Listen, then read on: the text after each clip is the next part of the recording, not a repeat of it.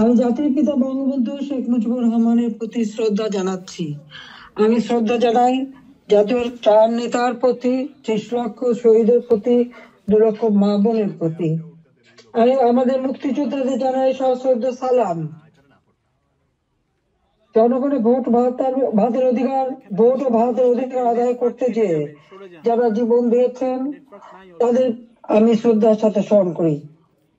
2024 সাল, এই সময় যারা আমাদের আওয়ামী লীগের হাজার হাজার নেতা কর্মীকে হত্যা করা হয়েছে, পুলিশকে বাহিনীকে হত্যা করা হয়েছে, সংখ্যালঘুদের হত্যা করা হয়েছে, তাদের বাড়িঘর লুটপাট, মসজিদ, দরবার, দরগা শরীফ, মন্দির, গির্জা, প্যাগোডা ধ্বংস করা হয়েছে। আর আমাদের আওয়ামী লীগের সম্পূর্ণ জেলা, উপজেলা, ইউনিয়ন পর্যায় পর্যন্ত বাড়ি ঘর, ব্যবসা প্রতিষ্ঠান অগ্নিসংযোগ করা হয়েছে, প্রতিটি প্রতিষ্ঠানে অগ্নিসংযোগ করা হয়েছে, লুটপাট করা হয়েছে। আর এই থানাগুলিতে আগুন দেওয়া হয়েছে, পুড়িয়ে পুলিশ হত্যা করেছে।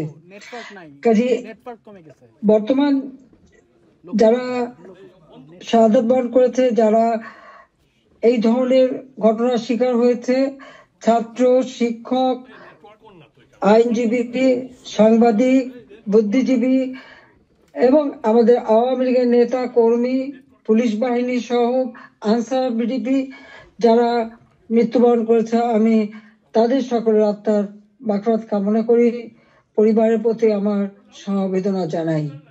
আমি জাতীয় চার নেতার প্রতি শ্রদ্ধা জানাই। 15ই আগস্ট বাঙালির জীবন একটা কলঙ্কময় অধ্যায়। সেদিন হারিয়েছে আমি আমার বাবা, মা, ভাই সকলকে। আমার মা বেগম ফজিলাতুন্নেসা, আমার 3 ভাই কামাল, জামাল, রাসেল, কামাল জামালের নবপরিণীত বধূ সুলতানা রোজি, আমার একমাত্র চাচা শেখ আবু নাসের, মুক্তিযোদ্ধা আমাদের শেখ ফজলুল হক মনি, তার অন্তঃসত্ত্বা স্ত্রী, আব্দুল রব সানিয়াবাদ, তার 13 বছর মেয়ে বেবি, 4 বছরের নাতি সুকান্ত, 10 বছরের ছেলে আরিফ, তার ভ্রাতুষ পুত্র ভাগ্নে সহ 15 আগস্টে যারা শাহাদাত বরণ করেছেন, আমি তাদের আত্মার মাগফিরাত কামনা করি। আমার বাবার military secretary brigadier Jamil Uddin এবং পুলিশ অফিসার সিদ্দিকুর রহমানকে আমি শ্রদ্ধা জানাই। আজকে আমি আপনাদের সাথে কথা বলতে চেয়ে বারবার মনে পড়ছে যে বাংলাদেশের প্রতিটি অর্জনের সাথে আমাদের প্রবাসী বাঙালিদের অবদান রয়েছে। সে আগরতলা ষড়যন্ত্র মামলা থেকে জাতির পিতাকে মুক্ত করা থেকে শুরু করে আমাদের মহান মুক্তিযুদ্ধে, এবং সেই 2007 সালে যখন আমাকে দেশে ফিরতে বাধা দিয়েছিল তখনকার সরকার, সে সময়ও আপনাদের সকলের সহযোগিতা পেয়েছি। আজকেও যখন বাংলাদেশ অত্যন্ত একটা কঠিন সময়ের মধ্য দিয়ে যাচ্ছে, একটা ফ্যাসিস্ট সরকারের অধীনে বাংলাদেশের মানুষের মৌলিক অধিকার, বেঁচে থাকার অধিকার সবই হরণ করা হয়েছে। সারা বাংলাদেশ জ্বলছে, প্রতিটি প্রতিষ্ঠান আগুন দিয়ে পোড়ানো। সেই অবস্থায়ও প্রবাসীরা আজকে নির্যাতিত নিপীড়িত মানুষের পাশে আছেন। আমি আপনাদের প্রতি কৃতজ্ঞতা জানাই, আন্তরিক ধন্যবাদ জানাই এই চরম দুঃসময় মানুষের পাশে দাঁড়ানোর জন্য। বাংলাদেশ, যে বাংলাদেশকে আমরা গড়ে তুলেছিলাম জাতির পিতার স্বপ্নের বাংলাদেশ হিসেবে, ক্ষুধা দারিদ্র্যমুক্ত বাংলাদেশ হিসেবে, অর্থনৈতিকভাবে বাংলাদেশ উন্নত হয়েছিল, কিন্তু আজকে আমরা দেখি যে একে একে সব ধ্বংস করা হয়েছে। আজকে এমন একটা সরকার ক্ষমতায় যাদের হাতে এদেশে 30 লক্ষ মানুষ শহীদ হয়েছে, আমাদের বুদ্ধিজীবীদের হত্যা করা হয়েছে। এই 14 ডিসেম্বর বুদ্ধিজীবী হত্যা দিবস, সেই সময় ওই নিজামী, মুজাহিদ থেকে শুরু করে এরা তো তখন বিদ্যালয় সহ বিশ্ববিদ্যালয় থেকে শিক্ষক, ইঞ্জিনিয়ার, ডাক্তার সকল বুদ্ধিজীবীদেরকে তুলে নিয়ে যে নির্মমভাবে হত্যা করা হয়। বাংলাদেশকে মেধাশূন্য করার একটা চেষ্টা করা হয়েছিল সেই সময়। একদিকে পাকিস্তানি হানাদার বাহিনী, তাদের গণহত্যা, আর সেই সাথে সাথে এই আলবদর রাজাকার আল শামস বাহিনী বানিয়ে আমাদের একদিকে গণহত্যা, পাকিস্তানি হানাদার বাহিনীকে সহযোগিতা করা, অপরদিকে বুদ্ধিজীবীদের হত্যা করেছিল, যারা সেই ডিসেম্বর মাসের 14 তারিখ মানে 10 তারিখ থেকে 14 তারিখ পর্যন্ত কয়েক শত বুদ্ধিজীবীকে নির্মম ভাবে হত্যা করে। আমি তাদেরও আত্মার শান্তি কামনা করি, মাগফিরাত কামনা করি। আমরা আওয়ামী লীগ 75 সালের পর 21 বছর পরে আমরা সরকার গঠন করি, জনগণের সেবা করি। 2008-এর নির্বাচনে আমরা জয়ী হই। সেই নির্বাচনে আওয়ামী লীগ এককভাবে 233টা সিট পায়, আর বিএনপি পেয়েছিল মাত্র 30টা সিট।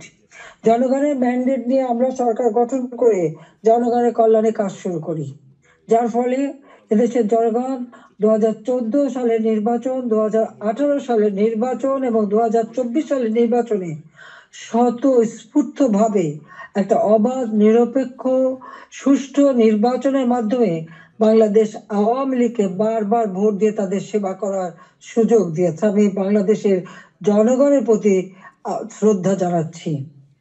দুর্ভাগ্যের বিষয় হলো 2024-এ সরকার গঠন করার পর আমরা সব দেশকে এগিয়ে নিয়ে যাচ্ছি। এই বাংলাদেশকে একটা যুদ্ধ বিধ্বস্ত বাংলাদেশ গড়ে তুলে জাতির পিতা বঙ্গবন্ধু শেখ মুজিব উন্নয়ন একটা স্বল্পোন্নত দেশ হিসেবে প্রতিষ্ঠা করে দিয়েছিলেন, যেটা আন্তর্জাতিকভাবে স্বীকৃত, জাতিসংঘ কর্তৃক স্বীকৃত ছিল। সেই স্বল্পোন্নত দেশকেই আওয়ামী লীগ সরকার গঠন করার পর 2009 সাল থেকে 24 সাল এই সময়ের মধ্যে, বিশেষ করে 2021 সালে 20 সালে যখন আমরা জাতির পিতার জন্ম শতবার্ষিকী উদযাপন করি, 21 সালে যখন স্বাধীনতা সুবর্ণ জয়ন্তী উদযাপন করি, সেই সময় বাংলাদেশকে আমরা উন্নয়নশীল দেশের মর্যাদায় অধিষ্ঠিত করি। অর্থাৎ যেখানে বাংলাদেশ যেখানে জাতির পিতা বাংলাদেশকে রেখে গিয়েছিলেন, সেই জায়গা থেকে আমরা জাতির পিতার আদর্শ ধারণ করে তার পদাঙ্ক অনুসরণ করে বাংলাদেশকে আমরা উন্নয়নশীল দেশের মর্যাদা এনে দিই, জনগণের মৌলিক চাহিদা পূরণ করি, দারিদ্রের হার 41 ভাগ থেকে 18.7 ভাগে নামিয়ে আনি, হত দরিদ্র যা 25.1 ভাগ ছিল সেটা আমরা 5.6 ভাগে নামিয়ে আনি। আমাদের লক্ষ্য ছিল বাংলাদেশ সম্পূর্ণভাবে অতি দারিদ্র মুক্ত হবে, আর সেই লক্ষ্য নিয়ে ব্যাপক কর্মসূচি বাস্তবায়ন করি। প্রতিটি গ্রামকে শহরে রূপান্তর করি, ঘরে ঘরে বিদ্যুৎ পৌঁছে দিই, খাদ্য নিরাপত্তা নিশ্চিত করি, দরিদ্র মানুষের জন্য বিনা পয়সা খাদ্য বিতরণ, মধ্যবিত্ত নিম্নবিত্ত তাদের জন্য, নিম্নবিত্তদের জন্য 15 টাকায় চাল, আর মধ্যবিত্ত বা স্বল্প আয়ের তাদের জন্য 30 টাকা চাল যাতে কিনতে পারে এবং ডাল, তেল, লবণ সহ কিনতে পারে। 1 কোটি পারিবারিক কার্ড আমরা তৈরি করে দিই টিসিবির মাধ্যমে, যাতে যারা ফিক্সড ইনকাম গ্রুপ, সীমিত আয়ের মধ্যে দিয়ে চলতে হয়, তাদের জন্য এই দ্রব্যমূল্যের উচ্চ মূল্যে তারা যেন কোনো মতে কষ্ট না পায়, সেদিকে লক্ষ্য রেখে আমরা সেই পদক্ষেপ নিয়েছিলাম। আমাদের লক্ষ্যই ছিল ক্ষুধা দারিদ্র্যমুক্ত বাংলাদেশ গড়ে তোলা। গৃহহীন ভূমিহীন মানুষকে আমরা বিনা পয়সায় ঘর করে দিই। বাংলাদেশের 58টা জেলা সম্পূর্ণভাবে ভূমিহীন গৃহহীন মুক্ত হয়, সেখানে কোনো মানুষ ভূমিহীন গৃহহীন ছিল না, আর বাকিগুলিও করে দেওয়ার কাজ চলমান ছিল। আমরা এই বছরেই বাংলাদেশকে ভূমিহীন গৃহহীন মুক্ত একটা মানব কল্যাণে রাষ্ট্র হিসেবে গড়ে তুলতে পারতাম, কিন্তু আমাদের দুর্ভাগ্য যে চরমভাবে একটা চক্রান্ত শুরু হয়। এই চক্রান্তটা যে করা হয়েছিল সেটা আপনারা নিজেরাই জানেন, যে এখানে ডক্টর ইউনূস সে বহুদিন থেকে চেষ্টা করেছিল, 2007 দল করার চেষ্টা করেছিল, ব্যর্থ হয়েছিল। এরপর সে ষড়যন্ত্রে লিপ্ত হয় এবং সেটা সে নিজেই বলেছে। যখন জাতিসংঘে গিয়েছিল বিল ক্লিন্টন ফাউন্ডেশনের এক অনুষ্ঠানে, বিল ক্লিন্টনের সঙ্গে পরিচয় করার সময় সে বলেছিল যে 2024 জুলাই 7 তারিখ থেকে যে কোটা আন্দোলন শুরু হয়, এটা কোনো ছাত্র জনতার আন্দোলন ছিল না, এটা ছিল তার মেটিকুলাসলি ডিজাইন করা একটা পরিকল্পিতভাবে আন্দোলন, যার মাধ্যমে আমাকে ক্ষমতাচ্যুত করে এবং তার মাস্টার মাইন্ড দিয়ে সে পরিকল্পনা করে এটা করেছিল। কথাটা বাস্তব, কারণ কোনো কোটা ছিল না, সব দাবি মানা হয়ে গেছিল। কিন্তু দাবি মানার পরেও কেন আন্দোলন চলে, আর এই আন্দোলনের কোনো নেতা কিন্তু খুঁজে পাওয়া যায়নি। যেখানে যেটা গভীর চক্রান্ত সেটা বোঝাই যাচ্ছিল। এই চক্রান্তটা সে মেটিকুলাসলি করেছিল। তার চক্রান্ত 1, 2, 3 অর্থাৎ ABC, এইভাবেই ডি, এভাবেই তার পরিকল্পনা করা। প্রথমে আন্দোলন সে সফল করলো, এরপর সব জ্বালা পোড়াও। জাতির পিতা বঙ্গবন্ধু স্মৃতি জাদুঘর, ওই ছবিটুকু তো আমরা 2 বোন পেয়েছিলাম। আমরা তো ভোগের জন্য নেইনি, জনগণকে এই সম্পদ দান করেছিলাম। সেই বঙ্গবন্ধু ভবন, স্মৃতি জাদুঘর আগুন দিয়ে পড়ায় একসাথে, ওই লাইনে 9টা বাড়ি পড়ায়, 4টা মানুষ পুড়ে মারা যায়। খালি এখানেই না, সারা বাংলাদেশ আগুন দিয়ে জ্বালায় তারা। সেই মেট্রো, ওই ইউনূসের একজন সমন্বয়ক, সে সে নিজেই স্বীকার করেছে পুলিশ হত্যা এবং মেট্রো রেলে আগুন না দিলে নাকি তাদের বিপ্লব সফল হতো না। তো পুলিশ হত্যা এবং মেট্রো রেল আগুন দেওয়া, অর্থাৎ শুধু মেট্রো রেল নয়, যে কটা প্রতিষ্ঠানে আগুন দিয়েছে, বিটিভি থেকে শুরু করে আমাদের সেতু ভবন, সড়ক ভবন, দুর্যোগ মন্ত্রণালয় ভবন, সবই তাদের ওই পরিকল্পনার অংশ। এবং সেই সাথে বঙ্গবন্ধু ভবন থেকে শুরু করে আওয়ামী লীগের সকল নেতা কর্মীদের বাড়ি ঘর, ব্যবসা প্রতিষ্ঠান সব অগ্নি সংযোগ করে পুড়িয়ে দেওয়া হয়েছে।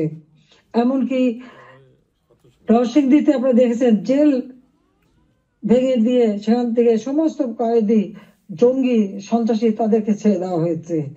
শুধু তাই না, ইউনূস ক্ষমতা এসে যত জঙ্গি সন্ত্রাসী ছিল তাদেরকে তারা ছেড়ে দিয়েছে, মুক্ত করেছে। এমনকি 21শে আগস্ট গ্রেনেড হামলা যারা আসামি তাদেরকে ছেড়ে দিয়েছে। হলি অর্টিজেনে যেখানে জঙ্গি হামলা হয়, আমরা সেই হামলা মোকাবেলা করে সেখানে কিছু মানুষ উদ্ধার করি, কিন্তু অনেক মানুষকে তারা হত্যা করে। সেই অপরাধী জঙ্গি সন্ত্রাসী যাদের বিচার হয়েছিল, সাজাপ্রাপ্ত, তাদেরকেও মুক্ত করে দেয়।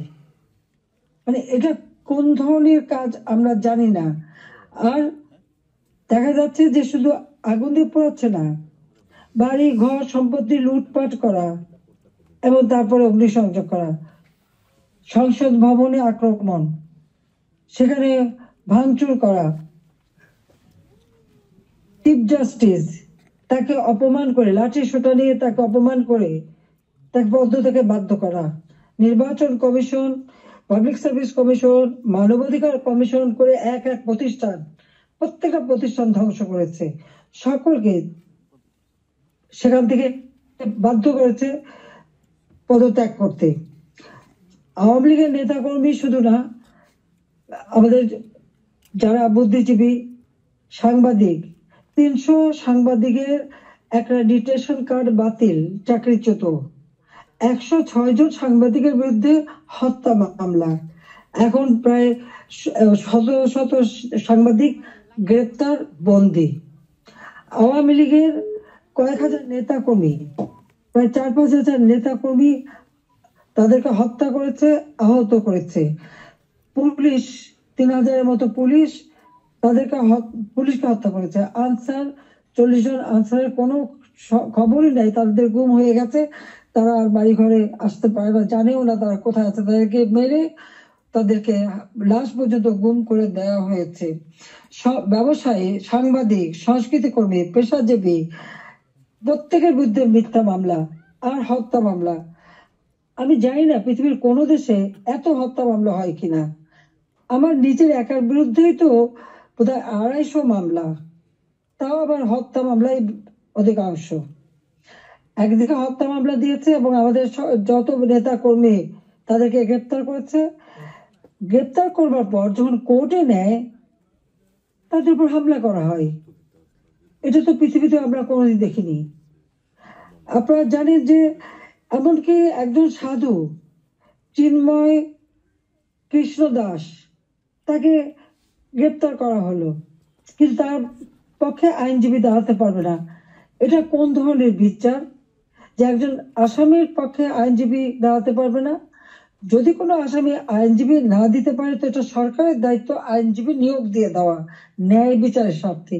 বাংলাদেশে ন্যায় বিচার নাই, এবং তার পক্ষে দাঁড়ালো কেন? সেই জন্য আইনজীবী পিটিয়ে হত্যা করা। এবং তাদের এবারে আমরা একটা অদ্ভুত ব্যাপার দেখি যে মানুষকে পিটিয়ে হত্যা করা। মানুষ কেন? অবলা পশুও রেহাই পায় না। আওয়ামী লীগ নেতার বাড়িতে তাকে পায়নি বলে তার বাড়ির পালা গরু, সেই গরুকেও তারা কিভাবে পিটিয়ে হত্যা করেছে এই জামাত শিবির এবং আমাদের ইউনূস সাহেবের মানে সন্ত্রাসী ক্যাডাররা, সেটা নিশ্চয়ই আপনারা ভিডিওতে দেখেছেন। ছাত্রলীগের নেতাকে পায়নি, তার মা নামাজ পড়ছিল, তার মাথায় বাড়িতে তাকে সেখানে মেরে ফেলেছে। যুবলীগের নেতা এই মৌলভীবাজারে গত কালকের ঘটনা, 7 তারিখে সেখানে আগুন দিয়ে যুবলীগ নেতার মা এবং চাচিকে পুড়িয়ে হত্যা করেছে।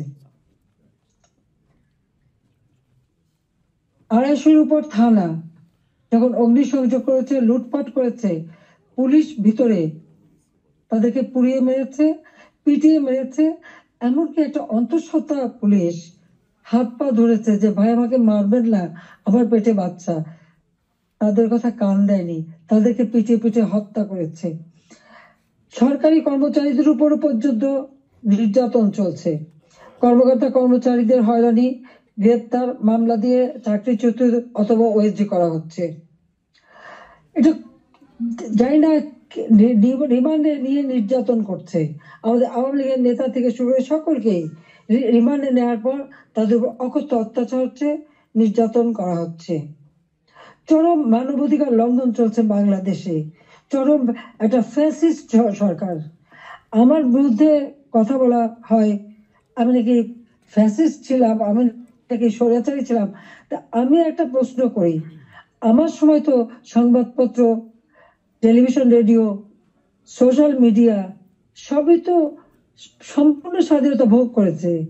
যার যখন যেরকম আলোচনা করা দরকার করেছে, টক শুধু যত রকমের সমালোচনা করা তারা করেছে।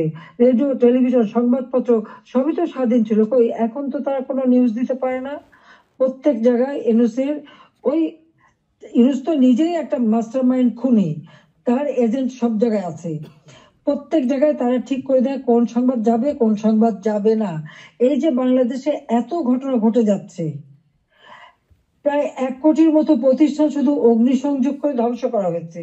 ইন্ডাস্ট্রি, হোটেল, 5 স্টার হোটেল থেকে শুরু করে কোনো কিছু বাদ যায় নাই তাদের আক্রমণ থেকে। কেউ কি কোনো একটা নিউজ দিতে পেরেছে? কেউ কি কোনো সংবাদ দিতে পেরেছে? কেউ কি বিচার চাইতে পেরেছে? বিচার চাওয়ারও সুযোগ নেই, থানায় মামলা দেওয়ার সুযোগ নেই। মামলা শুধু সেটুকু হবে যেটুকু তারা বলে দেবে সেইটুকু। ন্যায় বিচার পাওয়ার অধিকার মানুষের নাই। উচ্চ আদালত থেকে শুরু করে সর্বক্ষেত্রে দলীয়করণ, চরম ভাবে দলীয়করণ। বলছে বৈষম্য বিরোধী আন্দোলন, এখন তো দেখা যায় সব জায়গায় বৈষম্য সৃষ্টি করা হচ্ছে। আমি একটা কথাই বলতে চাই, যে সমস্ত অপবাদগুলি দেওয়া হয়েছে সবাই একটু তুলনা করে দেখুন যে আওয়ামী লীগ সরকারে থাকতে মানুষ কিভাবে স্বাধীনতা ভোগ করেছে। সেটা সোশ্যাল মিডিয়া হোক, তাদের বক্তব্য হোক, মিটিং মিছিলে হোক, সবকিছুতে অধিকার ছিল। আমরা তো সেখানে হস্তক্ষেপ করিনি। কিন্তু আজকে কি আওয়ামী লীগের একটা নেতা কর্মী রাস্তায় নামতে পারে না, রাস্তা দিয়ে হেঁটে যাচ্ছে, একজন বলে দিল উনি আওয়ামী লীগের কর্মী, সঙ্গে সঙ্গে তাকে এক কোপ দিয়ে হাত ফেলে দিল, কেটে ফেললো। কোন দেশে বাস করি আমরা? কি অপরাধ! আর সেই সাথে দেখা গেল কি এই অপরাধীদের দায় মুক্তি দেওয়া হলো। জুলাই 15 তারিখ থেকে এ পর্যন্ত যাদের হত্যা করা হয়েছে,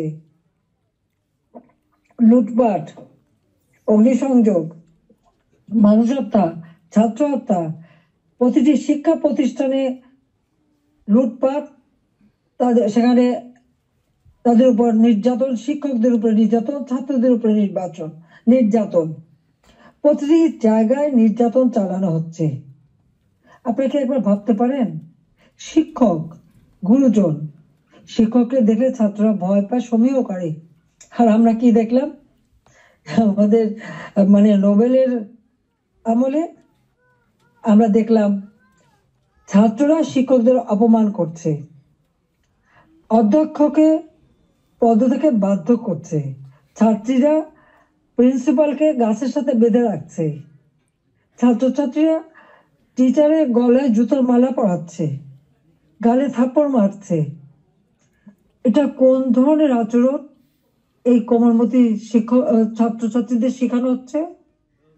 এদের ভবিষ্যৎটা কি? এরা কি আবার ভবিষ্যতে কোনোদিন বলে বসবে তুমি আমার বাবা না, রিজাইন করো, যেমন শিক্ষকদের রিজাইন করিয়েছে? কোনদিন বাকি বলবে তুমি আর আমার মা না, তুমি এখন রিজাইন করো, মাতৃত্ব থেকে রিজাইন করো, পিতৃত্ব থেকে রিজাইন করো? সেটাই হয়তো বলে বসবে। এটা কি অভিভাবকরা দেখে না? এটা কি ধরনের এই জাতিকে কিভাবে গড়ে তুলছে, সেটাই আমার প্রশ্ন। আমরা তো শিক্ষা দীক্ষা সব দিক থেকে সুযোগ করে দিয়েছি, আমরা শিক্ষা বৃত্তি দিয়েছি, বয়স্ক ভাতা, বিধবা ভাতা, প্রতিবন্ধী ভাতা, মুক্তিযোদ্ধা ভাতা দিয়েছি, সব বন্ধ, সব বন্ধ করে দিয়েছে। আজকে হাহাকার। বাংলাদেশে আওয়ামী লীগ সরকার আমলে কোনো মানুষ ভিক্ষা করতে হতো না। হ্যাঁ, কিছু প্রফেশনাল ভিখারি ছিল, সেটা আলাদা, কিন্তু মানুষকে তো ওইভাবে খাবারের জন্য হাহাকার করতে হতো না। মানুষ তো 3 বেলা খাবার পাচ্ছিল, আজকে সেটাও পায় না। আপনারা দেখেন গরিব মানুষগুলি দিনমজুর, কাজ পায় না, বেকারত্ব বেড়ে যাচ্ছে, যুবকরা কোনো কাজ পাচ্ছে না। আমরা ডিজিটাল বাংলাদেশ করেছি, আমরা ট্রেনিং দিচ্ছি, কম্পিউটার ট্রেনিং এবং ইনকিউবেশন সেন্টার করে দিয়েছি, হাইটেক পার্ক করেছি, বঙ্গবন্ধু স্যাটেলাইট 1 উৎক্ষেপণ করেছি, কর্মসংস্থান গ্রাম পর্যায়ে পর্যন্ত ওয়াইফাই কানেকশন, ব্রডব্যান্ড কানেকশন আমরা দিয়েছি, মানুষ কাজ করে খেতে পারে, ট্রেনিং দিচ্ছি। আর এখন বিদ্যুৎ নাই, কেউ কাজ করতে পারে না, প্রত্যেকটা গ্রামকে শহরে রূপান্তর করেছি, আমরা রাস্তাঘাট পুল ব্রিজ সব করেছি। এখনো বলে এই বড় বড় মেগা প্রজেক্ট, এটা দুর্নীতি খুঁজবে। হ্যাঁ, আমি চ্যালেঞ্জ দিচ্ছি, দুর্নীতি খুঁজে বের করুক। মানি লন্ডারিং এর কথা একজনে, আমি দেখলাম এক কমিটি বানিয়েছে, তারা বলে দিল অর্থনীতির বিষয়ে।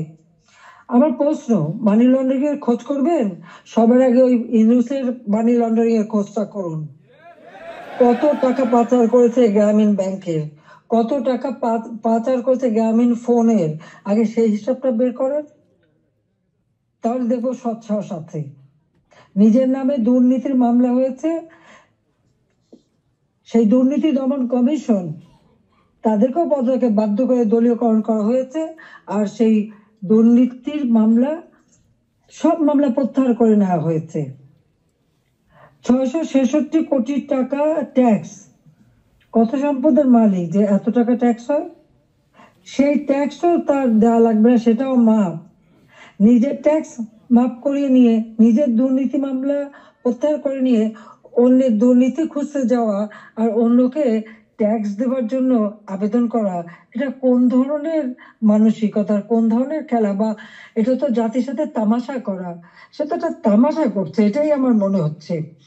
আজকে বিচার নেই, মানুষ ন্যায় বিচার থেকে বঞ্চিত, আজকে মানুষের পেটে খাবার নেই, আজকে চারিদিকে হাহাকার, মানুষের কথা বলার অধিকার নেই, রাজনীতি করার অধিকার নেই। আমাদের আওয়ামী লীগ কোন অপরাধটা করেছে?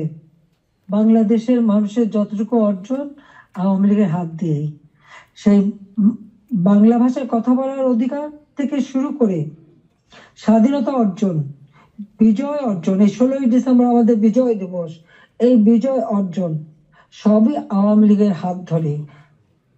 বাংলাদেশে কে একটা যুদ্ধ বিধ্বস্ত দেশ, একটি প্রদেশকে রাষ্ট্রে উন্নীত করা, এটাও আওয়ামী লীগের দ্বারা। স্বল্পোন্নত দেশ থেকে আজকে উন্নয়নশীল দেশের মর্যাদা, এটাও তো আওয়ামী লীগ অর্জন করে দিয়েছে।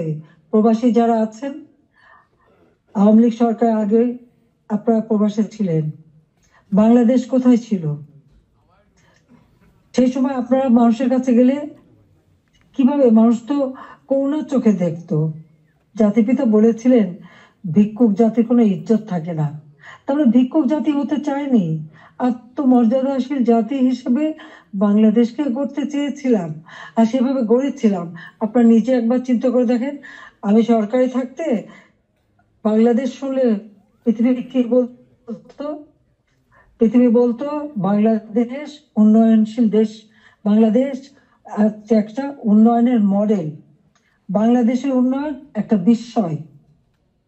বাংলাদেশের মানুষ যেখানে যেত মর্যাদা পেত। আমরা নিজস্ব অর্থায়নে পদ্মা সেতু নির্মাণ করে বাংলাদেশকে দেখিয়ে দিয়ে এবং সারা বিশ্বকে দেখিয়েছি বাংলাদেশ পারে, অসাধ্য সাধন করতে পারে, সেটা আমরা দেখিয়েছিলাম। কিন্তু আজকে যিনি পদ্মা সেতু টাকাও বন্ধ করেছিলেন একটা এমডি পদে থাকতে পারেননি বলে, সরকার বোধহয় মামলা করে হেরে গিয়েছিল, যিনি লেবারদের অর্থ আত্মসাৎ করে সেই টাকা দুর্নীতি করে লেবার কোর্টে মামলায় সাজাপ্রাপ্ত আসামি হচ্ছে ইউনূস। লেবার কোর্টে তার সাজা হবার পর সে যখন জামিনে আবেদন করে সে কিন্তু জামিন পেয়েছিল, সরকারের পক্ষ থেকে কিন্তু বাধা দেওয়া হয়নি। কিন্তু আজকে দেখেন আপনারা, হাজার হাজার আওয়ামী লীগের নেতা কর্মী প্রায় 30,000-এর মতো মামলা দিয়েছে। সব মামলা বেশিরভাগ হলো, 90% হলো হত্যা মামলা, কেউ জামিন পাবে না। সে তো সাজা পেয়েও জামিন পেয়েছিল আওয়ামী লীগ সরকারের আমলে। সে নিজে একটু ভেবে দেখুক, আপনারাও বিচার করে দেখেন। আমি বিশ্বের সবাইকে বলতে আপনারাও বিচার করেন। কই আওয়ামী লীগ তো বাধা দেয়নি কোনো। ন্যায় বিচার পাওয়ার অধিকার সকলে আছে, কোর্ট সম্পূর্ণ স্বাধীন ছিল, বিচার বিভাগ স্বাধীন ছিল, কাজে সেখানে মানুষ সেই স্বাধীনতা ভোগ করেছে। কিন্তু আজকে তারা নাকি স্বাধীন করেছে দেশ, চলার স্বাধীনতা নেই, ঘরে শান্তিতে ঘুমাবেন উপায় নেই, চুরি ডাকাতি যে কোনো সময় আপনার ঘরে ঢুকতে পারে, যে কোনো সময় আপনার খোঁজ খবর নিতে, তদন্ত করবে ইত্যাদি। কাদের কে হুকুম দিচ্ছে তার কোনো ঠিকানা নাই। কতগুলি লাঠি সোটা হাতে নিয়ে আপনার ঘরে ঢুকে গেল, অস্ত্র হাতে নিয়ে ঢুকে গেল, অমনি সেখানে ডাকাতি করলো, চুরি করলো, চলে আসলো। আপনি কার কাছে বিচার চাইবেন? কার কাছে বিচার চাইবেন? কোনো বিচার চাওয়ার অধিকার নাই, ন্যায় বিচারের কোনো অধিকার নেই। এমন একটা দুর্বিষহ অবস্থা, আজকে সমস্ত জিনিসের দাম বেড়ে গেছে। আমাদের কথা অত্যন্ত স্পষ্ট, যারা নির্বাচিত জনপ্রতিনিধি আইন করে নির্বাচন কমিশন গঠন করে নির্বাচনগুলি হয়েছে, স্থানীয় সরকার নির্বাচন, জেলা পরিষদ, উপজেলা পরিষদ, ইউনিয়ন পরিষদ, সমস্ত নির্বাচিত প্রতিনিধিরা তাদেরকে এক কলমের খোঁচায় তাদেরকে সরিয়ে দেওয়া হয়েছে, বাড়ি পাঠিয়ে দেওয়া হয়েছে। কেন? তারা তো নির্বাচিত হয়ে মানুষের পাশেই দাঁড়াতো। ঘূর্ণিঝড় গেল, বন্যা গেল, কই কেউ তো যারা এই বন্যায় ক্ষতিগ্রস্ত, ঝড়ে ক্ষতিগ্রস্ত তাদের পাশে থেকে দাঁড়ায়নি। তাদের নাম করে টাকা তুলেছে, 1000 কোটি টাকা রিলিফ সংগ্রহ করেছে, কিন্তু কয়টা মানুষকে সাহায্য করেছে? আজকে যদি স্থানীয় সরকারের প্রতিনিধিরা থাকতো, এই জনপ্রতিনিধি তো মানুষের পাশে দাঁড়াতো, কিন্তু সেটা দাঁড়াতে পারেনি। কাজে আমাদের কথা খুব স্পষ্ট, এক কলমের খোঁচায় জনগণের ভোটে নির্বাচিত প্রতিনিধিদের সেই বিদায় দেওয়া, এটা জনগণকে অপমান করা, ভোটারকে অপমান করা। কাজে তাদেরকে আবার স্বস্থানে স্থান করে দিতে হবে। সরকারি কর্মকর্তা কর্মচারী তাদের উপর হয়রানি বন্ধ করতে হবে, গ্রেপ্তার বন্ধ করতে হবে, মামলা থেকে তাদের রেহাই দিতে হবে, চাকরিচ্যুতি করা হলে, বহিষ্কৃত করা হলে তাদের পুনরায় কাজের ব্যবস্থা করতে হবে। আওয়ামী লীগ সহ সমস্ত রাজনৈতিক নেতা কর্মী, ব্যবসায়ী, সাংবাদিক, সংস্কৃতি কর্মী, পেশাজীবী, শিক্ষক যাদেরকে গ্রেপ্তার করা হয়েছে, মিথ্যা মামলা দেওয়া হয়েছে, সকল মিথ্যা মামলা প্রত্যাহার করতে হবে এবং সকল বন্দীদের মুক্তি দিতে হবে। সেই সাথে সাথে দায় মুক্তি দেওয়া হয়েছে। 15 জুলাইয়ের পর থেকে যারা অপরাধ করেছে তাদেরকে দায় মুক্তি দিয়েছে। এই দায় মুক্তি দিয়ে কিন্তু একটা কাজ করেছে, দায় মুক্তি দেওয়ার অর্থ মানে কি? তার মানে এরা অপরাধী।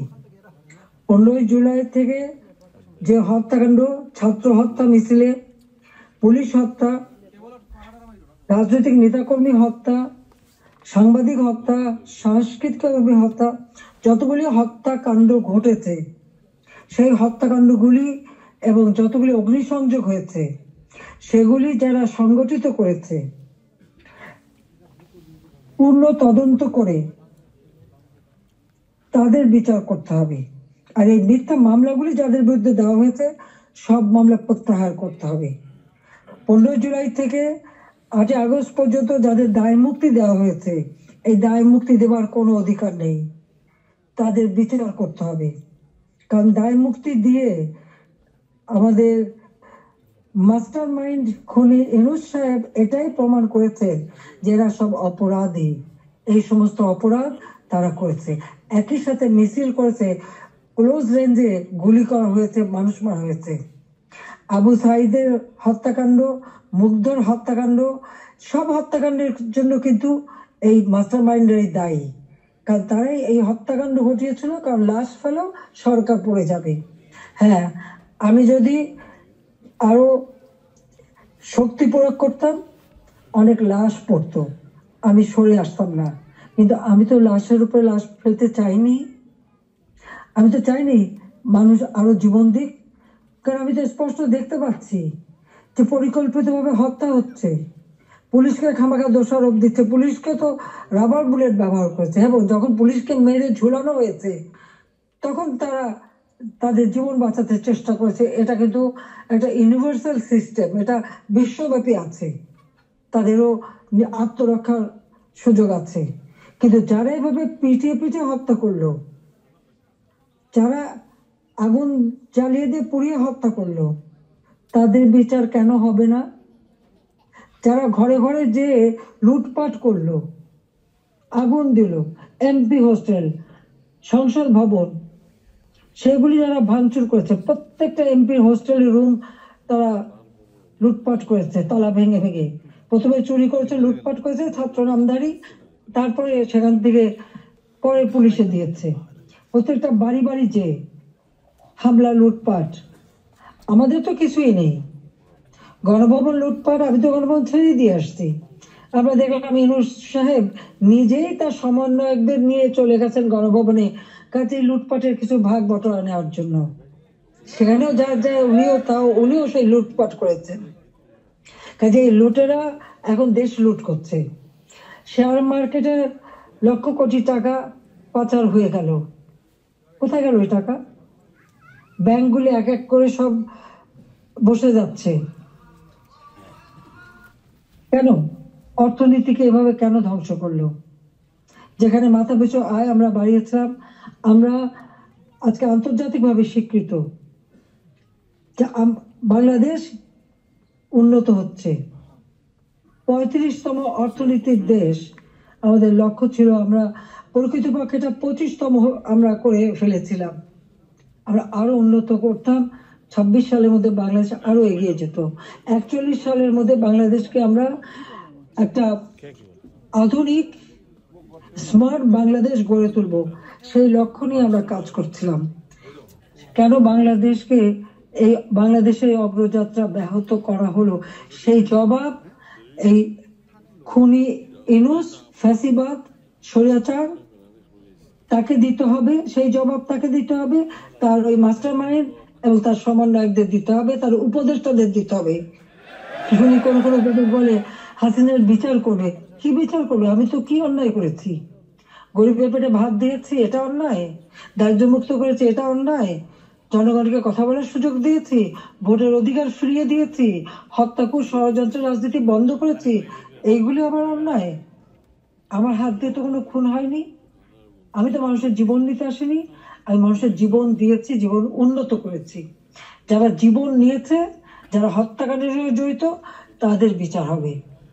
এবং সংবিধানের 7ম অনুচ্ছেদের খ অনুযায়ী কেউ যদি অবৈধভাবে ক্ষমতা দখল করে তার বিচার হয়। একজন জনপ্রতিনিধি আরেকজন জনপ্রতিনিধির কাছে ক্ষমতা হস্তান্তর করতে পারে। আমি তো সেই সুযোগ পাইনি। হ্যাঁ, আমি সরে এসেছিলাম যেন লাশের উপরে লাশ না পড়ে, সেই জন্য। দুর্ভাগ্যের বিষয় যে থামেনি। একদিন ইনশাআল্লাহ সেই দিন আসবে, এই খুনিদের বিচার একদিন বাংলা মাটিতে হবেই হবে। কারণ আমরা করি, সেটা আমরা করব। যেমন যুদ্ধ অপরাধীদের বিচার করেছি, 15 আগস্টের হত্যাকারীদের বিচার করেছি। আমি জানি এই যুদ্ধ অপরাধীদের বিচার করেছি বলেই আমার বিরুদ্ধে মামলা এবং আইসিটিতে ওই আন্তর্জাতিক যে ট্রাইব্যুনাল আমরা করেছিলাম যুদ্ধাপরাধীদের বিচার করতে, আজকে সেই কোর্ট করে সেখানে আমার মামলা হবে, সেখানে আমার বিচার হবে কেন? সেই সময় যুদ্ধাপরাধীদের যে ডিফেন্সে ছিল তাকেই করেছে চিফ প্রসিকিউটর এই আইসিটির। আর জামাতের একটা দল হয়েছিল এবি পার্টি, সেই পার্টির যে একজন প্রেসিডেন্ট ছিল সে হয়ে গেছে এই আইসিটির চেয়ারম্যান। তো সেখানে ন্যায় বিচার কি করে হবে? আর এটা কিভাবে করে? এটাও তো একটা বিচারের একটা নর্মস তাতে পড়ে না, কিন্তু গায়ের জোরে সব করবে তারা, কারণ তাদের হাতে অস্ত্র আছে, লাঠি আছে, পেটোয়া বাহিনী আছে, সন্ত্রাস বাহিনী আছে, সেটা দিয়েই তারা এই বিচার করতে চায়, এটাই তারা করবে, এটাই তাদের লক্ষ্য। যাক, আমি অনেক সময় নিলাম, আপনারা ধৈর্য ধরে আমার বক্তব্য শুনেছেন, আমি আপনাদেরকে আন্তরিক ধন্যবাদ জানাই। ইনশাল্লাহ এই বিজয়ের মাস আমাদের, এই অন্ধকার কেটে যাবে, নতুন সূর্য উদিত হবে, বাংলাদেশ আবার উন্নয়নের পথে এগিয়ে যাবে।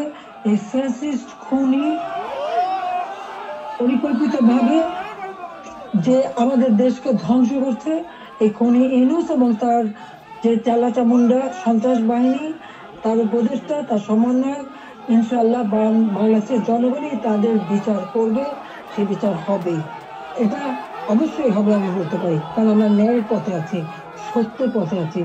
আমি জনগণের কল্যাণে কাজ করি, জনগণের ভাগ্য পরিবর্তন করেছিলাম, সেটা নষ্ট করেছে। ইনশাআল্লাহ আবার এদেশের মানুষ জেগে উঠবে, আবার বাংলাদেশের মানুষ বিশ্বব্যাপী মর্যাদা পাবে, সম্মান পাবে। সবাইকে আমি আন্তরিক ধন্যবাদ জানাই, আবারও ধন্যবাদ জানাই আমাদের প্রবাসীদের, আমাদের অর্থনীতিতে আপনাদের অনেক অবদান, আমাদের দেশের অগ্রযাত্রা, দেশের প্রতিটি অর্থনীতি প্রবাসীদের অবদান রয়েছে, সেজন্য সকলকে আমি আন্তরিক ধন্যবাদ জানাই, কৃতজ্ঞতা জানাই। সকলে ঐক্যবদ্ধ হন, এই ফ্যাসিস্ট স্বৈরাচার ইউনূস সরকারের হাত থেকে দেশ যেন মুক্ত হয়, দেশের মানুষ যেন আবার তাদের সুস্থ জীবন ফিরে পায়, সেই কামনা করে জাতির পিতার স্বপ্নে সোনার বাংলা ইনশাল্লাহ আমরা গড়ে তুলব, সেই প্রত্যয় ব্যক্ত করে আমার বক্তব্য শেষ করছি। খোদা হাফেজ। জয় বাংলা, জয় বঙ্গবন্ধু, বাংলাদেশ চিরজীবী হোক।